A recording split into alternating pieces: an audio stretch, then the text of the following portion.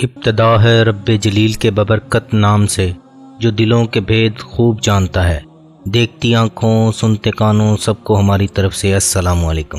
ایک نئے دن اور ایک نئی ویڈیو کے ساتھ آپ کا یہ دوست دنیا بھر کے تمام ویورز کی خدمت میں ادب عرض کرتا ہے۔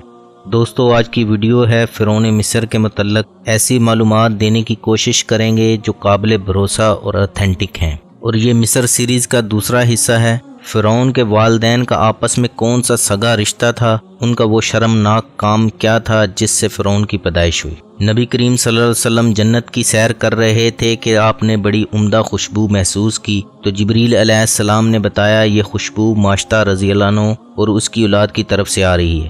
آپ صلی اللہ علیہ وسلم نے پوچھا یہ اعلیٰ مقام ماشطہ کو کیسے ملا، اور فرعون نے حکم دیا 1 سال بچے قتل کیے جائیں اور 1 سال چھوڑے جائیں۔ جس سال چھوڑنے کا تھا اس میں ہارون علیہ السلام پیدا ہوئے اور قتل کے سال موسیٰ علیہ السلام کی ولادت ہوئی۔ ویڈیو کا باقاعدہ آغاز کرنے سے پہلے تمام نئے ویور سے ہمارا یوٹیوب پر اسپائڈر بل چینل سبسکرائب نہیں کیا تو ہمارا چینل سبسکرائب کر لیں اور گھنٹی پر کلک کریں تاکہ آپ کو ہماری ہر نئی ویڈیو کا نوٹیفیکیشن مل سکے۔ جو بھی مصر کا بادشاہ قوم قبط و امالیک سے ہوا اس کو فرعون کہتے ہیں۔ فرعون کے والدین کون تھے، ان کا وہ شرمناک کام کیا تھا جس سے فرعون کی پیدائش ہوئی۔ قدیم مصر کے فرعون توتن خامن کو عام طور پر ایک طلسماتی بادشاہ کے روپ میں پیش کیا جاتا ہے، اور مصری دیومالائی اور تاریخی تذکروں میں اسے بہت ہی ہیبت اور غصے والا فرعون ظاہر کیا جاتا ہے، لیکن ایک طویل سائنسی تحقیق کے بعد اب اس کی اصلیت دنیا کے سامنے آ گئی ہے۔ ماہرین آثار قدیمہ، تاریخ دانوں، سائنسدانوں اور علمی بشریات کے ماہرین نے مل کر ایک طویل تحقیق کی۔ انہوں نے فرعونی مقبروں کے شہر گیزا میں توتن خامن کے ڈھانچے اور باقیات پر جدید ٹیکنالوجی کی مدد سے تحقیق کی۔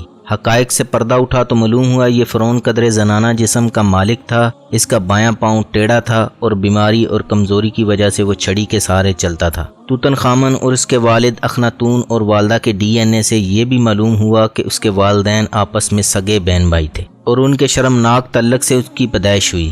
ماہرین کا کہنا ہے اس فرعون کی جسمانی کمزوریوں کی وجہ اس کے والدین میں بھائی بہن کا رشتہ تھا۔ توتن خامن فرعون آج سے تقریباً 3500 سال قبل مصر کا حکمران تھا۔ اس کے سامنے والے دانت اونچے تھے، بیک ڈگی بھاری تھی اور وہ ایک پاؤں سے لنگڑا تھا۔ توتن خامن کی موت سے متعلق ایک افسانہ نما کہانی یہ چلی آ رہی ہے کہ وہ گھوڑا گاڑی کے حادثے کے نتیجے میں ہلاک ہوا تھا، لیکن اس کے والدین کی غیر فطری شادی یہ ظاہر کرتی ہے کہ وہ موروثی بیماریوں کا شکار ہو گیا تھا۔ واضح رہے کہ قدیم مصری معاشرے میں لوگ حرمت کے قائل نہیں تھے اور وہ سگے بہن بھائی کے درمیان شادی کے صحت پر مرتب ہونے والے منفی اثرات سے بھی آگاہ نہیں تھے۔ فرعون مصر کتنے ظالم تھے اس کا اندازہ اس روایت سے لگائیں۔ مسند احمد کی روایت کا مفہوم ہے نبی کریم صلی اللہ علیہ وسلم جب معراج پر گئے وہاں جنت کی سیر کر رہے تھے کہ آپ نے بڑی عمدہ خوشبو محسوس کی۔ اس خوشبو کے بارے میں آپ صلی اللہ علیہ وسلم نے جبریل علیہ السلام سے پوچھا تو جبریل علیہ السلام نے بتایا یہ خوشبو ماشطہ رضی اللہ عنہ کی آل کی طرف سے آ رہی ہے جو فرعون کی بیٹی کو کنگھی کیا کرتی تھی۔ آپ نے پوچھا یہ اعلیٰ مقام ماشطہ کو کیسے ملا؟ جبریل علیہ السلام نے بتایا ایک دن ماشطہ فرعون کی بیٹی کے سر میں کنگھی کر رہی تھی، کنگھی ماشطہ کے ہاتھ سے گر پڑی، ماشطہ کی زبان سے بے ساختہ بسم اللہ نکلا اور ساتھ ہی کنگھی کو اٹھا لیا۔ فرعون کی بیٹی کے لیے یہ انوکھا اور نیا جملہ تھا، لہٰذا اس نے فوراً پوچھا یہ جو اللہ ہے کیا یہ میرا باپ ہے جس کا نام تم نے لیا ہے؟ ماشطہ رضی اللہ عنہ نے فوراً نہ کرتے ہوا کہا بالکل نہیں، میری مراد وہ اللہ ہے جو میرا بھی رب ہے اور تیرے باپ فرعون کا بھی رب ہے۔ فرعون کی بیٹی نے کہا کیا میں اپنے ابا جی کو اس طرح بتا دوں؟ ماشطہ نے فوراً کہا بتا دو۔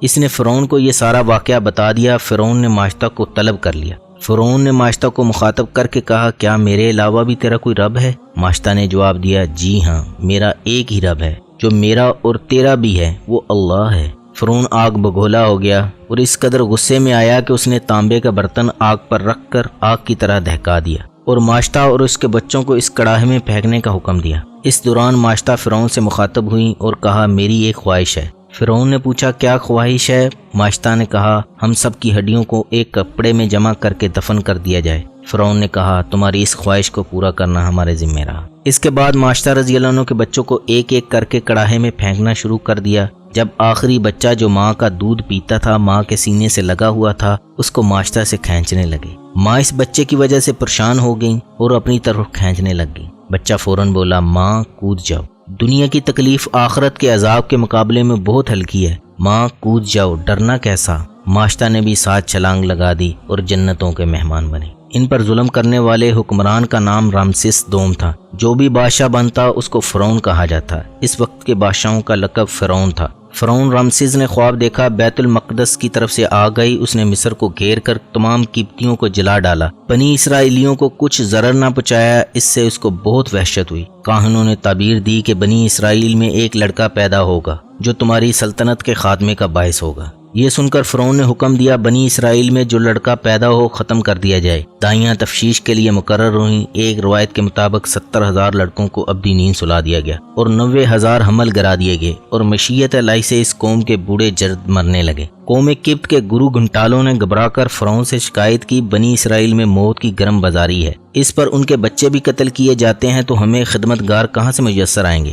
فرعون نے حکم دیا 1 سال بچے قتل کیے جائیں اور 1 سال چھوڑے جائیں۔ جو سال چھوڑنے کا تھا اس میں ہارون علیہ السلام پیدا ہوئے اور دوسرے سال موسیٰ علیہ السلام کی ولادت ہوئی۔ ایک روایت کے مطابق موسیٰ علیہ السلام کی والدہ کا نام یوحانس اور باپ کا نام عمران تھا، اور حضرت موسیٰ علیہ السلام کی بہن کا نام مریم تھا، مگر یاد رکھیں یہ مریم عیسیٰ علیہ السلام کی والدہ نہیں ہے۔ عیسیٰ علیہ السلام کی والدہ مریم علیہ السلام موسیٰ علیہ السلام کے سینکڑوں برس بعد کو پیدا ہوئی تھی۔ فرعون نے نجومیوں کے کہنے پر بنی اسرائیل کے ہاں پیدا ہونے والے بچے قتل کرانے شروع کر دیے تاکہ جو شخصیت پیدا ہونے والی ہے وہ زندہ نہ رہے، لیکن خالق کائنات کی مشیت نے اس کی چال ناکام بنا دی۔ اللہ نے مادر موسیٰ کو وحی کی کہ بچے کو دریائے نیل کے دہارے میں بہا دے، اور غم نہ کر، ہم اسے واپس تیرے پاس لے آئیں گے اور رسول بنائیں گے۔ تو ان کی والدہ نے ان کو ایک صندوق میں رکھ کر صندوق کو مضبوطی سے بند کر کے دریائے نیل میں ڈال دیا۔ یہ صندوق دریائے نیل سے بہتے ہوئے نہر میں چلا گیا۔ یہ نہر فرعون کے محل کے نیچے بہتی تھی۔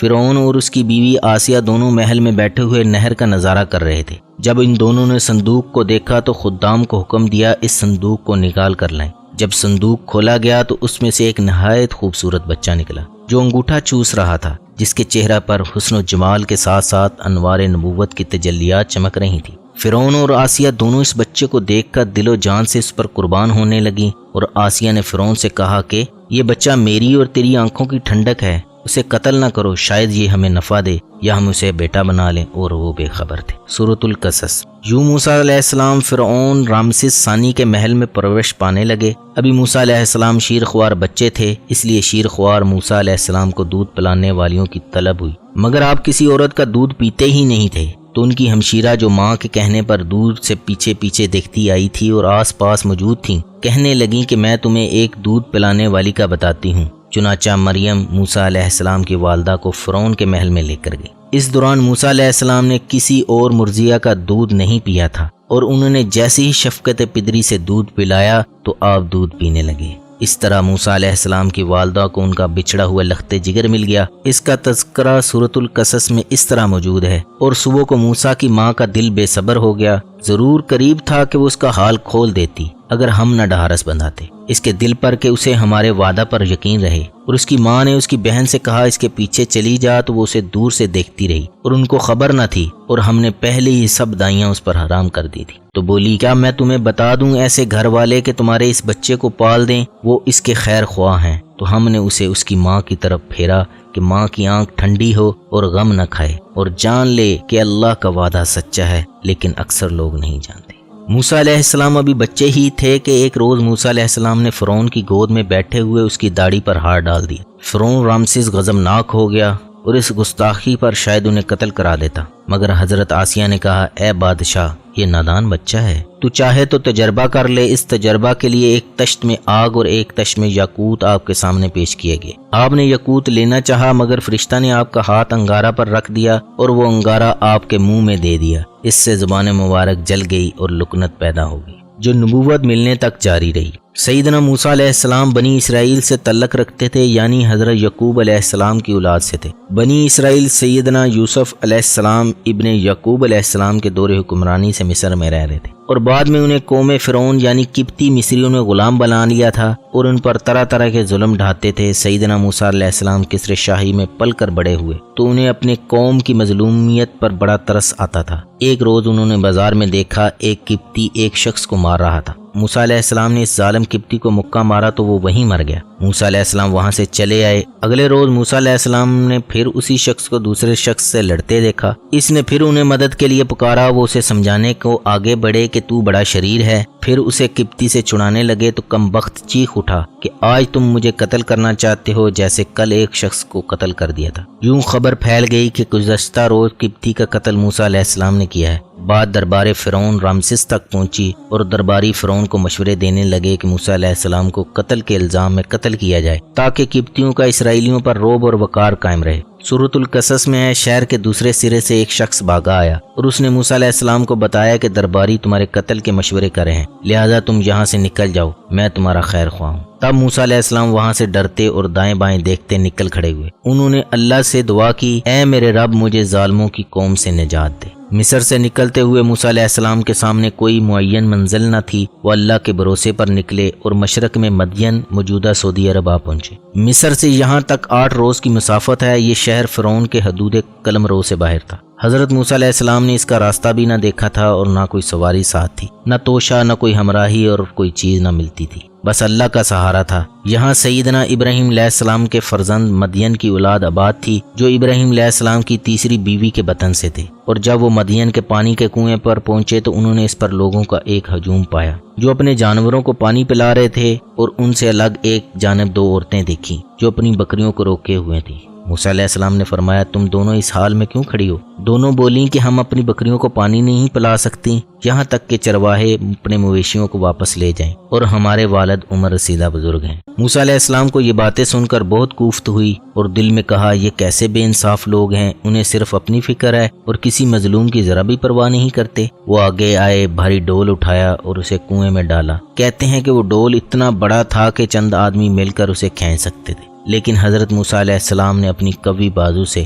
اسے اکیلے ہی کھینچ لیا اور ان دونوں عورتوں کی بھیڑوں کو پانی پلا دیا۔ موسیٰ علیہ السلام اس وقت تھکے ہوئے اور بھوکے تھے، شہر میں اجنبی اور تنہا تھے، ان کے لیے کوئی سر چھپانے کی جگہ بھی نہ تھی، مگر پھر بھی وہ بے قرار نہ تھے۔ آپ کا نفس ایسا مطمئن تھا کہ دعا کے وقت بھی یہ نہیں کہا، اے میرے رب تو میرے لیے ایسا یا ویسا کر، بلکہ یہ کہا، تو جو خیر مجھے بخشے میں اس کا محتاج ہوں۔ اس واقعہ کے بعد ان لڑکیوں نے اپنے والد صاحب کو جا کر یہ قصہ سنایا۔ ان میں سے ایک لڑکی نے کہا، ہے میرے والد گرامی انہیں اپنے پاس مزدوری پر رکھ لیں، بے شک بہترین شخص جسے آپ مزدوری پر رکھیں وہی ہے جو طاقتور ایمانت دار ہو، اور یہ اس ذمہ داری کے اہل ہیں۔ موسیٰ علیہ السلام نے دیکھا ان دونوں بہنوں میں سے ایک لڑکی آئی اور صرف ایک جملہ کہا، میرے والد آپ کو بلاتے ہیں تاکہ آپ کو ہماری بکریوں کے لیے کنویں سے جو پانی کھینچا تھا اس کا معاوضہ دیں۔ ان دنوں قوم مدین کے نبی شعیب علیہ السلام تھے، یہ ان کے بڑھاپے کا زمانہ تھا۔ وہ لڑکیاں شعیب علیہ السلام کی بیٹیاں تھیں۔ اس سے پہلے ان کی قوم جو ناپ تول میں کمی کے گناہ میں بکثرت مبتلا تھی، اس پر چنگاڑ کا عذاب آ چکا تھا اور قوم کے ظالم لوگ ملیاں میٹ ہو چکے تھے۔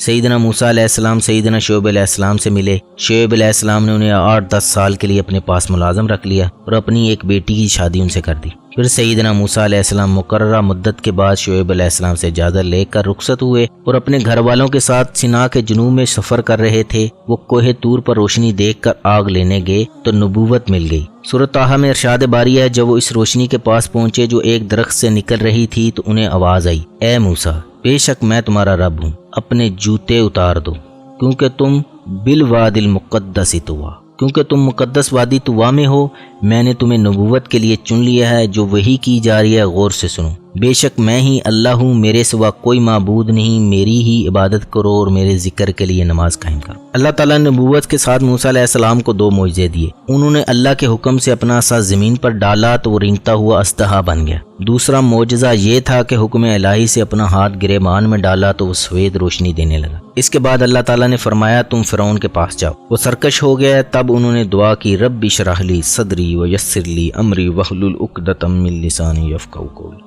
یا رب میرا سینہ کھول دے، میرا مشن آسان کر دے، میری زبان کی گرہ لکنت کھول دے تاکہ لوگ میری بات سمجھیں، اور میرے بھائی ہارون علیہ السلام کو میرا وزیر معاون بنا دے۔ تب ہارون علیہ السلام کو بھی نبوت ملی اور دونوں کو فرعون کو تبلیغ کرنے کا حکم دیا گیا۔ اس دوران میں فرعون رامسس ثانی مر گیا تھا اور اس کا بیٹا منفتح اب فرعون یعنی حکمران تھا۔ حکم الہی کے مطابق دونوں بھائی موسیٰ علیہ السلام اور ہارون علیہ السلام فرعونی دربار میں پہنچے۔ منفتح فرعون خود کو سورج دیوتا کا اوتار اور رب کہلواتا تھا۔